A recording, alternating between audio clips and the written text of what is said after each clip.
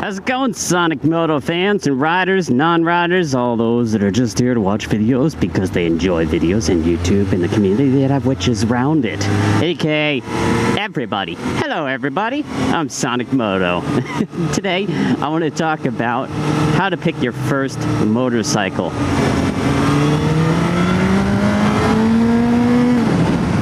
Now, of course, before you even start looking at motorcycles, I highly recommend that you go through the MSF Basic Rider course. I've gone through it. I enjoy it. I highly recommend that everybody goes through it because there's so much to learn, even for somebody that's been riding and learning on their own. And that'll get you the basics and the understanding of how a motorcycle works. That's not part of this video, though. What is part of this video is how to pick your first bike. And the best way to pick a bike is not to go on YouTube and just go through and be like, what is about this bike and what is about that bike and the details of all of them, because there's so many different variables in motorcycles. The first thing I guess I would look at is what fits you best. And the best way to do that is sit on motorcycles. Go to a dealership. Dealerships normally have a great amount of selection of bikes. They'll allow you to sit on bikes and all that. They won't let you test ride them normally. Some dealerships will, depends.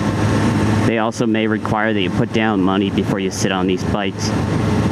I do not recommend that you start test riding bikes unless you really want to, unless you're really set on buying. Don't even think about buying when you're going there at the dealerships. They will pressure you. Be like, we'll give you this like 50% off and all that jazz, and we'll give you a block of gold if you buy today. Don't fall for any of that, honestly. Your goal when at that dealership is to sit on bikes and feel what is best for you. I prefer a bike that sits upright. I know a lot of bikes like the Yamaha R6 and others that are just race style, so your arms are down low because the handlebars are so low and you have to pin your head up to look straight forward. It's very uncomfortable, at least to me. And again, this comes down to personal preference everywhere.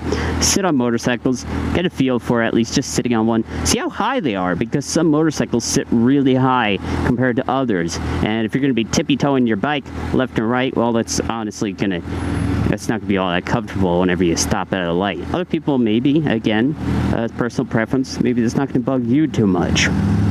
Maybe consider features as well. Look at what the bikes offer for the older models and the newer models. I am a huge fan of looking and getting ABS if you can afford it. Usually it's $200 to $300 more, but it's totally worth it because those odd times we have to slam on the brakes unexpectedly, you're going to lock up your brakes and you're probably going to go down. Think about maintenance as well. Maintenance is a huge part of owning a motorcycle, and some of them require more maintenance or more expensive maintenance than others. But find a bike that sits and fits well for you, and then they roll on from there. Anyway, if you guys enjoy these little short tips and tricks, let me know. Fist bump that thumbs up button. You should have already subscribed and turned on your notifications. If you have any comments, put them in the comment section below. Questions, they also can go there.